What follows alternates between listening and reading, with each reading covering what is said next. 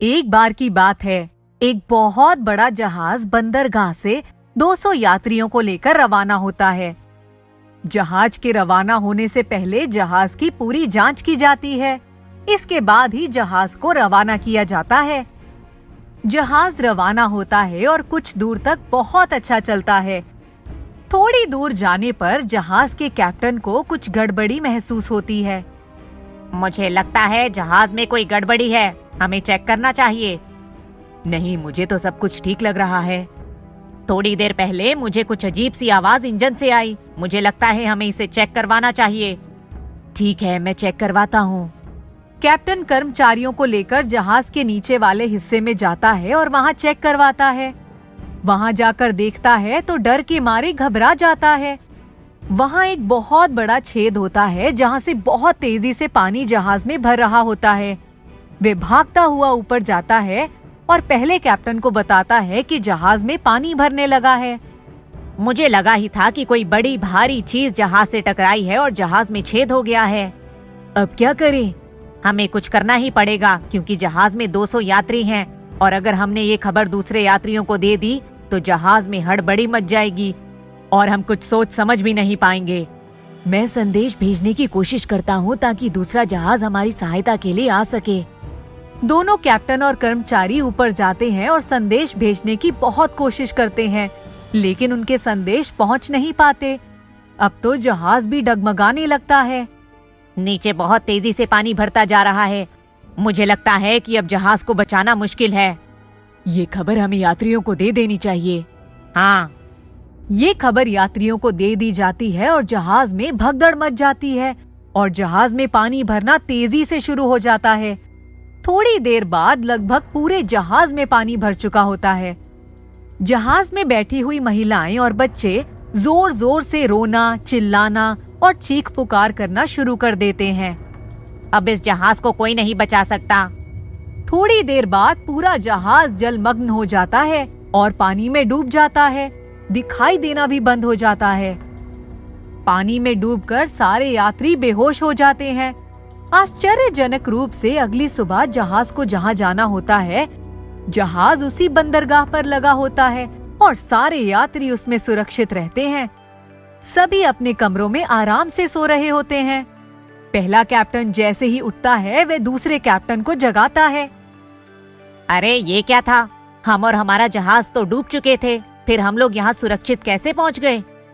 अरे हाँ, आप तो सच कह रहे हैं। जहाज की हालत भी ऐसी नहीं लग रही है कि जहाज में पानी भरा होगा और सभी यात्री भी सुरक्षित हैं। सभी लोग बंदरगाह पर उतर जाते हैं और वहाँ के हेडक्वार्टर पर जाते हैं और पूरी जानकारी देते हैं। हेडक्वार्टर वाले कहते हैं कि हाँ, हमें भी जानकारी मिली थी कि समुद्र में आपका जहाज पूरी तरीके से डूब चुका है और हमने यहाँ से हेलीकॉप्टर और जहाज भी भेजे थे कि आपका जहाज ढूंढे, लेकिन थोड़ी देर बाद आश्चर्यजनक रूप से आपका जहाज हमें आता हुआ दिखाई दिया और पूर्ण सुरक्षित था। सभी यात्री और दोनों कैप्टन समझ ही नहीं पाते कि आखिर ये क्या हुआ। ये रहस्य उनके लिए रहस्य ही बनकर रह जाता है कि आखिर रात में हुआ क्या? क्या जहाज पूरी तरह डूब चुका था?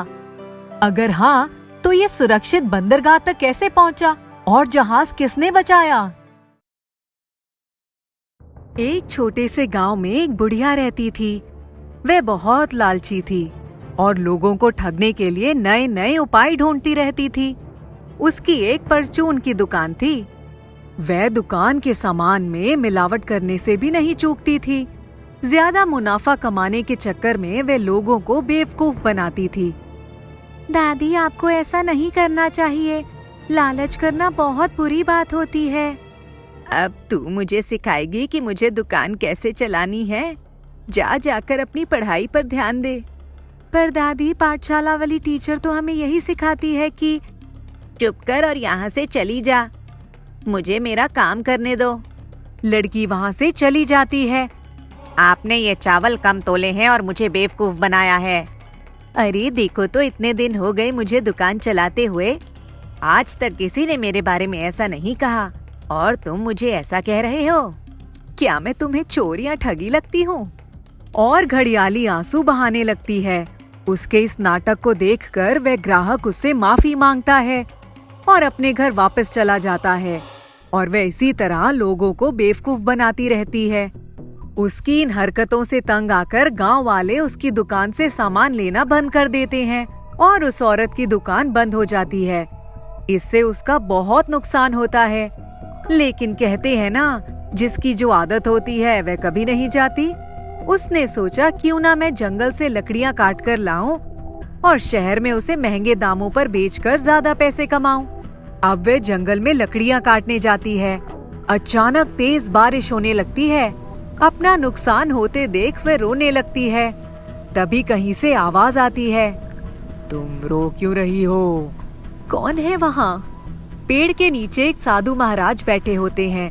लालची बुढ़िया उनके पास जाती है और कहती है, हे साधु महाराज जी, मैं बहुत गरीब हूँ और लकड़ियाँ काटकर शहर में बेचकर उससे अपना गुजारा करती हूँ। अगर आज मुझे लकड़ियाँ नहीं मिली तो मेरा क्या होगा? मेरे पास तो रात को खाने के लिए कुछ भी नहीं है। उस बूढ़ी औरत की बातें सुनकर साधु महाराज को दया आ जाती है और साधु महाराज अपनी झोली से कुछ बीज निकालते हैं और कहते हैं, ये बीज लो और रोज रात में एक बीज कपड़े में बांध कर रख दिया करो। सुबह वह बीज एक गट्ठा लकड़ी बन जाएगा और तुम उसे बेचकर अपना घर चला सकती हो।